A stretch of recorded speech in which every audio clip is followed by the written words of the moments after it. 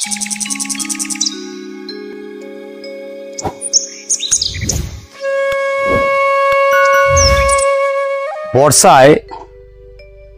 বাগান বিলাসের জম হচ্ছে ফাঙ্গাস। আর এই ফাঙ্গাস দূর করার জন্য আমাদের ফাঙ্গিসাইড ইউজ করার প্রয়োজন হয়। আর সেই ইউজেসে আমাদের কখনো কখনো বলা হয় সপ্তাহে একবার মারুন।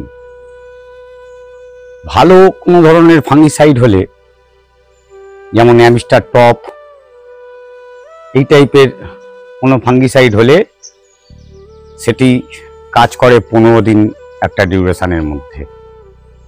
কিন্তু শুধুমাত্র অ্যামিস্টার টপে তো আপনার সব কিছু কাজ হবে না, কেন ফাঙ্গাস প্রতিনিয়ত দিন দিন বাড়তে চলেছে, বেড়ে চলেছে। অ্যাকচুয়ালি নতুন নতুন ফাঙ্গাস উদ্ভব হচ্ছে। আর যে ফাঙ্গাস আসছে আমরা কখনোই বুঝে উঠতে পারি না কোন ফাঙ্গাস কখন গাছেতে অ্যাটাক করলো। এই সমস্ত কিছু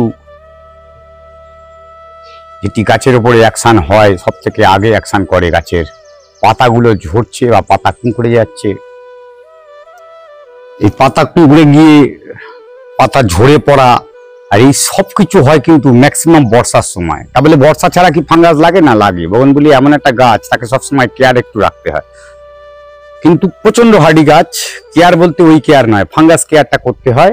কেন বগনভেলিয়া কখনো কখনো দেখা যায় গাছের ছাল উঠে যাওয়া, মানে এই যে মেন গোড়া এখান থেকে ছাল উঠে যাচ্ছে, এরকম ধরনের। কেন গাছকে রোদ্দুরে রাখতে বলা হয় যে কারণে। গাছ যদি সম্পূর্ণ সানলাইটে না থাকে তখন গাছের এই ছাল উঠে যাওয়া একটা প্রবণতা দেখা যায়। আর বগনভেলিয়ার ম্যাক্সিমাম রুটস্টক যেটা তৈরি করা হয় গ্রাফটিং গাছের, সেগুলোকে চিত্রায় তার জন্য করা হয়, কারণ চিত্রা এমন একটা গাছ প্রচন্ড সাস্টেনেবল। ও গাছটি কিন্তু নষ্ট হওয়ার চান্সেস কম থাকে, ওর রুট খুব ভালো থাকে।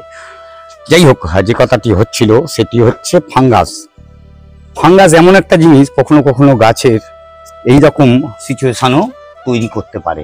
দেখুন, এত সুন্দর, এত কেয়ারের মধ্যে রেখেও এই গাছটি কিন্তু রুট প্রচন্ড ভালো ছিল, সবকিছু ছিল, তার মধ্যেও কিন্তু গাছটি ধীরে ধীরে নষ্ট হয়ে গেল। কিন্তু কখন কোনখান দিয়ে হলো কিছুতেই কিছু ধরা গেল না। চেষ্টা করো, বহু চেষ্টার পরেও কিন্তু গাছের এই হাল। এখনো পর্যন্ত গাছটি বেঁচে আছে, গাছটি বেঁচে যাবেও, বেঁচে আছে দেয়, গাছটি বেঁচে যাবেও। এই গাছের পাতা কিন্তু এরম হাল হয়েছে, শুকনো করা হয়েছে। এই যে শুকনো, এটা যে শুকনো দেখছেন, এটা করা হয়েছে যাতে রুটটাকে আবার ঠিক করা হয়। কখনো কখনো আমরা ভাবি গাছে জল দিয়ে দেবো, এ করে দেবো, তা বলে জল দিতে হবে, এখন একে জল দেওয়ার দরকার আছে। এর পাতা কিন্তু নতুন ছাড়বে আবার, গাছের কিন্তু পাতাই হাল হবে।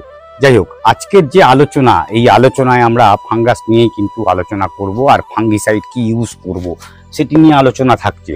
আসুন দেখে নেওয়া যাক আজকের প্রতিবেদনে ঠিক কি বলতে চাইছি আমি। নমস্কার, আমি অমিত। আর অভিজিৎ হর্টিকালচারে আজকের যেটি আলোচনা সেটি হচ্ছে ফাঙ্গিসাইড। এই ছত্রাকনাশক জিনিসটি আমরা যে ইউজ করি, তার কত গ্রাম ইউজ করা উচিত, কতদিন ইন্টারভ্যালে ইউজ করা উচিত, এগুলো কিন্তু বড় একটি ব্যাপার। আমরা ইচ্ছে মতন ইউজ করলে আজকে দিলাম, 1 মাস বাদে একবার দেব, তাতে কিন্তু গাছে ছত্রাক কিন্তু অটোমেটিক্যালি বৃদ্ধি পাবে। কেন না, তার কারণ একটি, আমরা যত বেশি ছত্রাকনাশক ইউজ করব তত কিন্তু ছত্রাক বাড়বে, এটি কিন্তু মাথায় রাখতে হবে। কেন প্রকৃতি তার ভারসাম্য বজায় রাখার জন্য যেগুলো তৈরি হয়েছে, এগুলো কিন্তু নতুন করে চলে আসছে। সেই জায়গাতে যেগুলো বাগানের অন্যান্য গাছপালা, সেখানে কি আমরা কেউ ছত্রাকনাশক ইউজ করি? সেই গাছ মরে যায় না। কিন্তু আমরা আমাদের শখের গাছগুলোকে মেরে ফেলি বা মরে যায় ছত্রাকনাশক ইউজ না করলে। কেন আজকের দিনে এমন একটা জায়গা তৈরি হয়ে গেছে, সেখানে আমাদের করতে বাধ্য হই, না করলে গাছের এই যে আগে পরটি দেখালাম ঠিক সেম জিনিসই হতে পারে।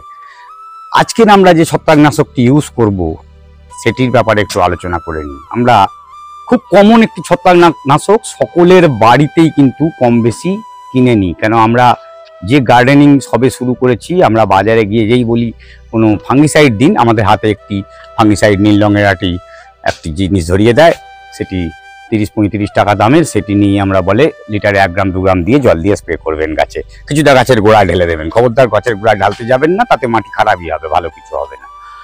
মাটির মধ্যে যে ছত্রাক থাকে সেটিকে মারার জন্য ট্রাইকোডার্মা ইউজ করুন।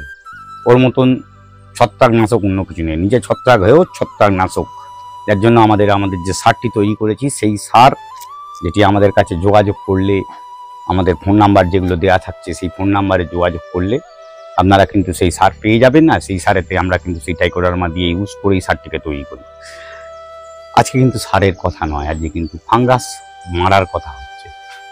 আমি যে একটু আগে বললাম নীল রঙের একটি পাউচ, সেই পাউচ থেকে আমরা যেটি ইউজ করি সেটা হচ্ছে খুব কমন একটি ইউপিএল এর সাব পাউডার। এই সাব পাউডার আমরা যে ইউজ করি লিটারে 1.5 গ্রাম থেকে 2 গ্রাম দিয়ে, সেটির মধ্যে থাকে কি আমরা কখনো চিন্তা করে দেখেছি?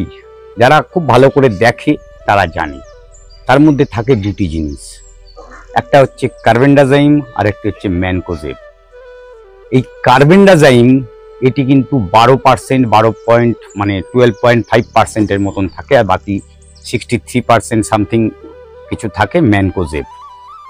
এর মধ্যে একটি হচ্ছে কন্ট্যাক্ট আর একটি হচ্ছে সিস্টেমিক ফাঙ্গিসাইড। এই দুটি জিনিস নিয়ে এই আমাদের সাব পাউডারটি তৈরি হয়েছে। আর সাব পাউডারের ওভারঅল কাজ সেটি হচ্ছে নর্মাল বেসিসে আপনারা যদি সপ্তাহে একবার করে জেনারেলি ইউজ করেন তাহলে কিন্তু ছত্রাক আসার সম্ভাবনা কম। কিন্তু কিছু কিছু ছত্রাক আসে, তাতে কিন্তু ওতে ওই জিনিসে যাবে না, যার জন্য কখনো টুনিকোনাজোল ইউজ করা হয়, কখনো আপনার টিবুকোনাজোল ইউজ করা হয়, কখনো অন্যান্য যে ফাঙ্গাসগুলো থাকে তার জন্য যে সব থাকে সেইগুলো ইউজ করা হয়। সেই জিনিসগুলোকে দেখতে পাই।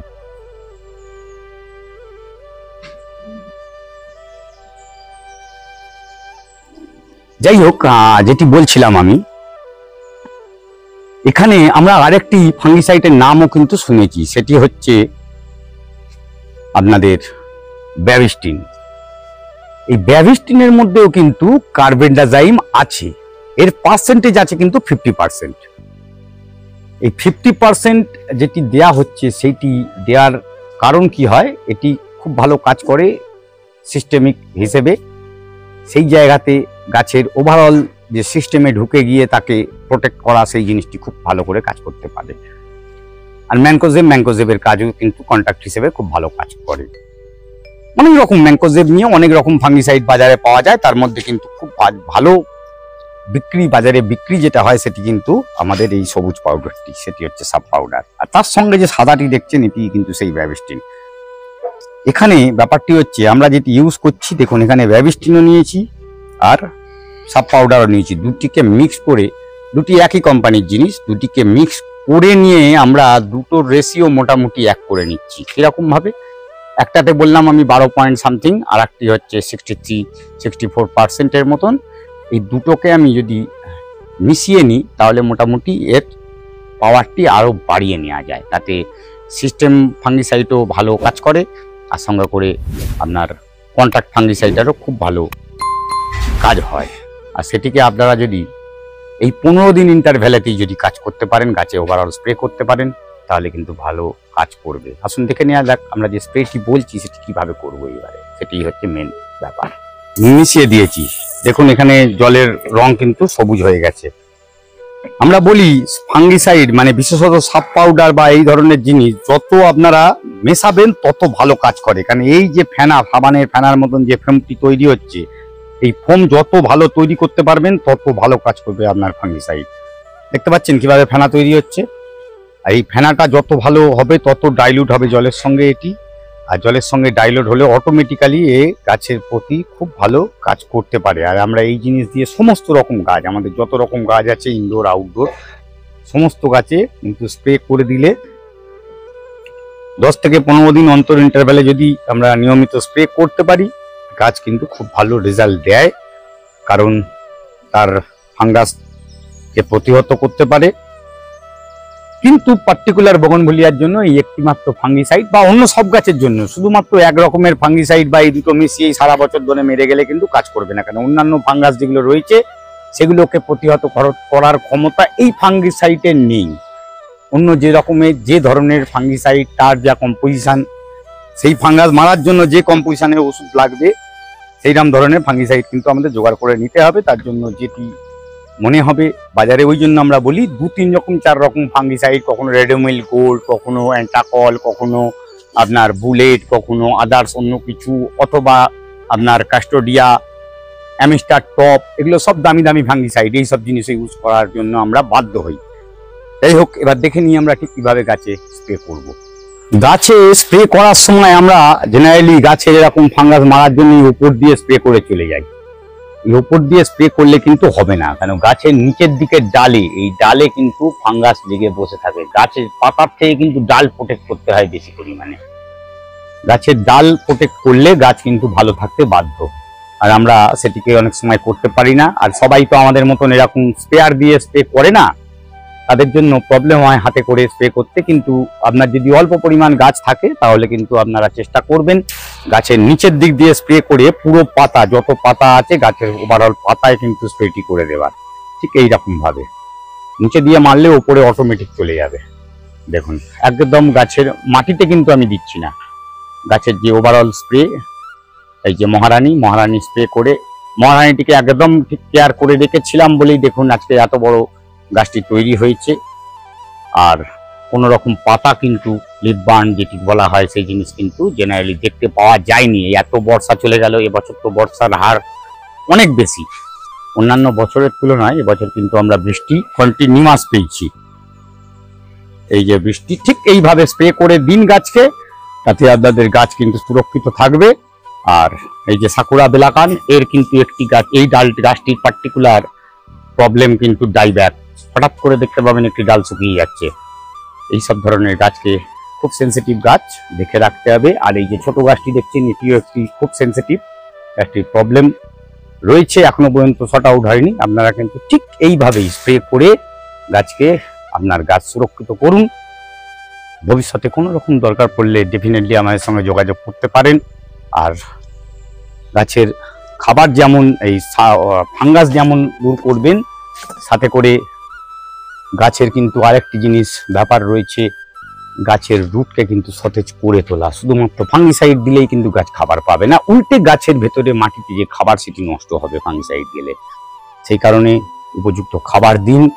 বগনভেলিয়া কিন্তু ফসফরাস জাতীয় খাবার পছন্দ করে। শীতকালে ফুল নেওয়ার জন্য এখন তো ফুল কেটে ফেলবেন, যেমন মহারানীটি আগের ভিডিওয়ে দেখেছেন ফুলে ভর্তি, আজ কিন্তু পুরো কেটে ফাঙ্গিসাইড লাগিয়ে দেওয়া হয়েছে। একটি ফুলও দেখতে পাচ্ছেন না। ভবিষ্যতে আবার এই ফুলে ভর্তি হবে, সেই কারণে সেই ব্যবস্থা চলছে। যেটি করার, পিঞ্চিং, কাটিং, প্রুনিং যেটি আপনাদের প্রয়োজন সেটি করবেন, আর গাছে উপযুক্ত খাবার দেবেন। আর যদি মনে হয় ডিকম্পোস্টেড খাবার কোথায় পাবো, তাহলে যোগাযোগ করবেন আমাদের সঙ্গে। আমার নাম্বার হচ্ছে 9913855170। এছাড়া অভিজিতের নাম্বার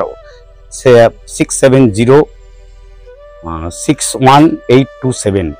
এই দুটি নাম্বারে ফোন করলে আপনারা কিন্তু পাবেন। ঘরে বসে অনলাইনে ব্যবস্থা আছে, যে জৈব সারটি আমরা তৈরি করি সেটি নিয়ে নিতে পারবেন। যাই হোক, আপনাদের বাগান খুব সুন্দর হয়ে উঠুক। এই বর্ষায় শেষ হচ্ছে, গাছে খাবার দিন। গাছকে রিপোর্টিং যারা করে নিয়েছেন তাদের খাবার কিন্তু প্রয়োজন, কেন গাছের খাবার বৃষ্টিতে একেবারে কমে গেছে। আপনাদের বাগান খুব ভালো হয়ে উঠবে, সতেজ সবুজ বাগান, সুন্দর, খুব ভালো বগনভেলিয়া করবেন এই আশা রেখে আজকের ভিডিও এখানে শেষ করলাম। পরবর্তী ভিডিও দুপুর 1টায় আবার দেখা হবে। নমস্কার।